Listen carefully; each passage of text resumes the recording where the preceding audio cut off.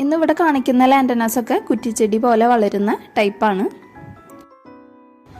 ഇതിൽ തന്നെ ഹൈബ്രിഡ് ലാൻഡന അധികം ഹൈറ്റ് ഒന്നും വെക്കില്ല.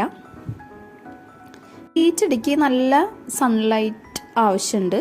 നല്ലൊരു സൺ ലവിങ് പ്ലാന്റ് ആണ് ലാൻഡന. ഒരു 4-5 മണിക്കൂർ ഡയറക്റ്റ് സൺലൈറ്റ് എന്തായാലും ഇതിന് വേണം. അത്ര നേരം സൺലൈറ്റ് കിട്ടിയാൽ മാത്രമാണ് ഇതിൽ നിറയെ പൂക്കൾ ഉണ്ടാവുക. അതുപോലെ അസിഡിക് സോയിലിൽ വളരാൻ ഇഷ്ടപ്പെടുന്ന ഒരു ചെടിയാണ് ലാൻഡന.